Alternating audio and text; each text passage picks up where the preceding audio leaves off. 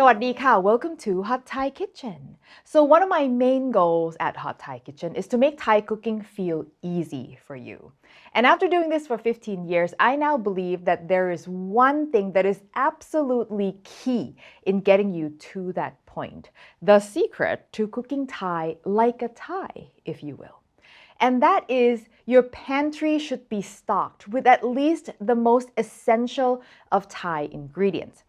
And that is because the number one obstacle to people cooking Thai food is they look at a recipe and they're overwhelmed by the number of ingredients that they don't have and then they give up. So if your pantry is ready to go, you will be able to cook Thai food on a whim without having to go to the Asian store each time, and it'll just feel so much easier. So today I'll walk you through 10 of our most essential Thai ingredients that will help you do just that. And I got this idea while writing my second book, Sabai, which is all about making Thai food weeknight friendly. So this list of essentials is also in this book for those of you who have it. With these 10 ingredients, you'll be able to cook most of my recipes. And if you stick to the end, I'll share 5 extra bonus ingredients where if you're willing to stock them, you can take your Thai cooking even further.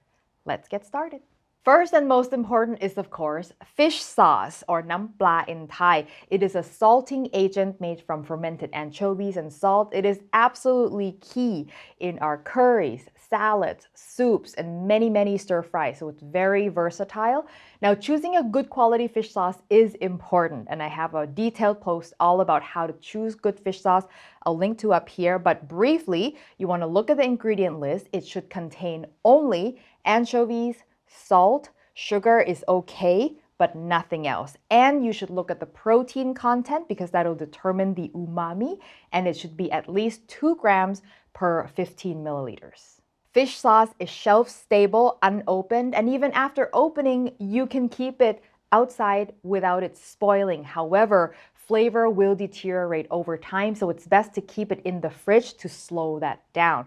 Although I will tell you that most Thai people keep our fish sauce on the counter, but that's because we go through it so quickly. Squid and Mega Chef are 2 good Thai brands that you can use, but there are many other brands out there that will be perfectly fine for Thai cooking as well. Even if you have only fish sauce, you can already make some Thai dishes, such as my garlicky cabbage stir fry, Thai omelette, and my favorite easiest chicken wings. Next is soy sauce or seew khao, another salting agent that's going to be the heart and soul of your stir fries, meat marinades, and also many kinds of Thai soups. If you don't want to stock multiple types of soy sauce and you already have like a Kikkoman Japanese soy sauce or a Chinese regular soy sauce, you can use that for Thai cooking. That is okay. But they do taste different, so if you want your food to taste exactly like it does in Thailand or like at your local Thai restaurant, you want to get yourself some Thai soy sauce. At the Asian grocery store, this is probably going to be Healthy Boy brand that you have access to. There are 2 types. The regular yellow label one, it's labeled thin soy sauce, or this brown mushroom soy sauce. Both of these are considered regular soy sauce in Thai cooking. They can be used interchangeably. It's just a matter of preference which one you like. I personally prefer the mushroom one, but the other one is totally okay. Like fish sauce, you can keep soy sauce at room temperature if you use it all the time, but if you're an occasional user, keep it in the fridge for best flavor preservation. Now, if you've got both fish sauce and soy sauce, you can make even more things, like my favorite soup that I make all the time, gang dood, or you can now make the classic Thai fried rice. The final salting agent is oyster sauce, or what we call naman hoi, and it is the queen of stir-fry sauce, as I like to call it. Now, you don't need to use Thai oyster sauce for this, although you can if you want to, but the Chinese one works totally fine. The Lady on the Boat Lee Kum Kee brand is my favorite. It's a premium one, but if you are on a budget, they have a cheaper line that is the Panda brand that is also totally fine to use. Most takeout restaurants, that's what they're going to be using. They also have a vegan version called vegetarian stir-fry sauce, which is also pretty good if you need it. Pro tip with oyster sauce, I always transfer it to a squeeze bottle. It'll make it exponentially less frustrating to use, and you can actually measure it precisely because it's so thick. It's like, trying to pour ketchup out of a glass bottle, right? Now, storage-wise, oyster sauce is shelf-stable, unopened, but once you open it, you want to put it in the fridge. It's less salty than fish sauce and soy sauce, and so it can get moldy over time. Now, with oyster sauce, soy sauce, and fish sauce on hand, the whole world of Thai stir-fries really open up to you. And now you can even make the ultimate Thai steak marinade, which is a total must-try. Okay, let's move on to sweet. For sweet, you're going to want some palm sugar. So Thai cooking uses sugar frequently, sometimes as a balancer of salt and acid, and other times as a major flavor component. When it's in a small amount as a balancer, granulated sugar or any kind of sweetener really will work just fine because you won't really taste it. But if it's a major flavor component like in pad thai or tamarind shrimp or even green papaya salad, you want to use palm sugar, which has a caramelly, butterscotchy, floral flavor. It will really add to the complexity of the dish. If you cannot find palm sugar, not to worry, light brown sugar works in most cases. When shopping, you want to use palm sugar from Thailand, which will be this beige color, not the super dark brown ones, which is used in countries like Malaysia or Indonesia. They do taste different, okay? The solid pucks is going to be the most commonly available form, and to use, you simply chop it finely with a chef's knife like this, easy peasy. You can also find palm sugar that is in a paste that comes in a tub like this. It's totally fine to use. It measures a little differently, and I'll include details on that in the blog post. Palm sugar is pretty straightforward, but if you are a food nerd, there's also a lot to nerd out over. So if you want to go down that rabbit hole, I'll link to my palm sugar article right over here. Palm sugar lasts forever at room temperature. It's never going to go bad. It's sugar, but it will dry out and turn rock hard eventually. And once it's there, it's impossible to chop. So you want to keep these in a tightly sealed container to keep it moist as long as possible. And if it's been a while, maybe chop it all up before they turn rock hard. We've covered salty, sweet, and now we're going to talk about sour. And sour is an extremely important flavor in Thai food. And for that, you're going to need tamarind. And tamarind is also something you will need if you want to make pad thai, which apparently everyone wants to make. You can buy tamarind in a ready-to-use tub, and it's going to look just like this. But for best flavor, I recommend getting this tamarind pulp and making the paste yourself, which is not hard. You basically soak it in water and then scrunch all the pulp out of it and strain. I have a tutorial on how to do this up here. The homemade paste will be more acidic and more flavorful than store-bought, but if you want to keep it convenient and simple, store-bought is totally fine. On the subject of acid, I want to talk about lime juice because we actually use lime more often than tamarind. But because lime is a fresh produce, it kind of doesn't belong to our pantry staples discussion. However, if you can find this true lime juice powder, which I get on Amazon, it is extremely handy. You reconstitute it with water and it works great as a lime juice substitute.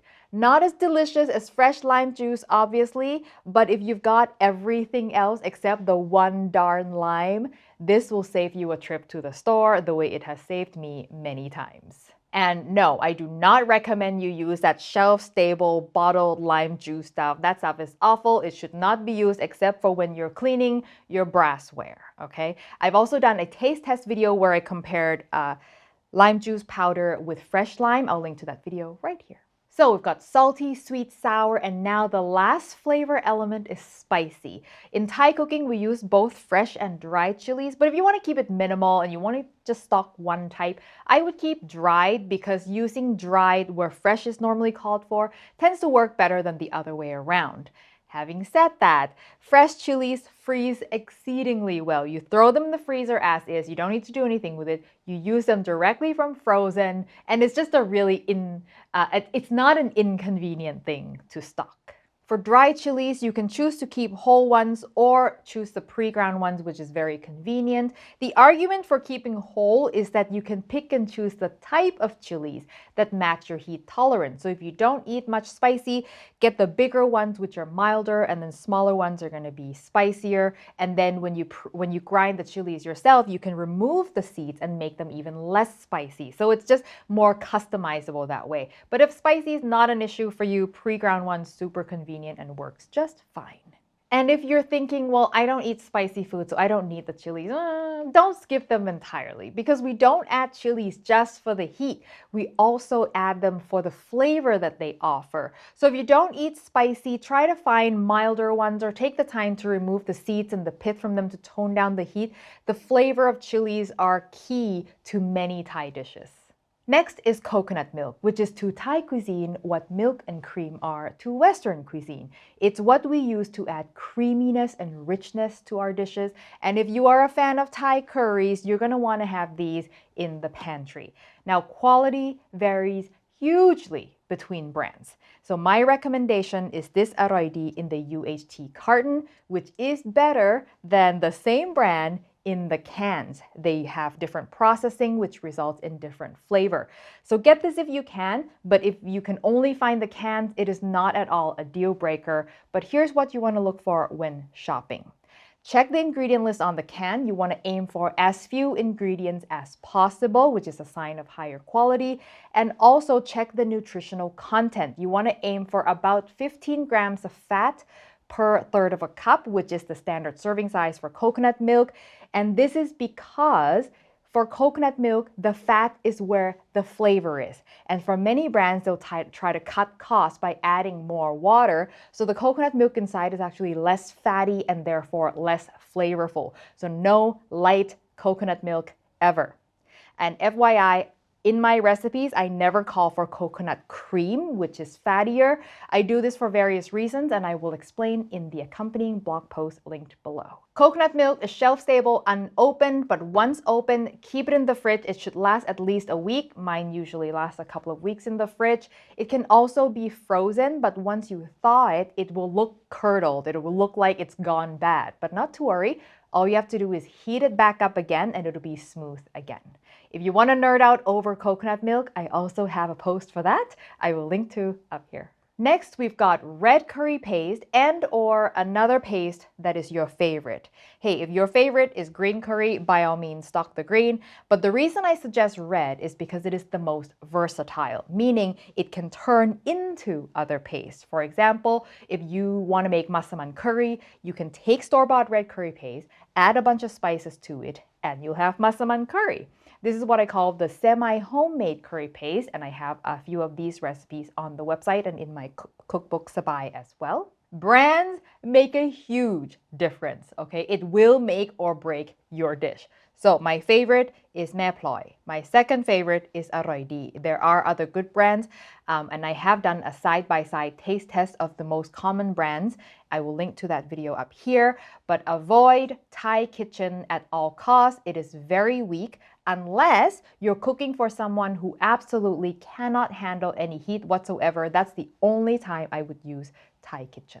These packets are ideal for the occasional user. One pack makes about a 4-serving curry, but if you get one of these tubs, it's also fine. You just freeze it right after using. Like I just take what I need, stuff it back in, and then throw the whole thing in the freezer. Easy peasy.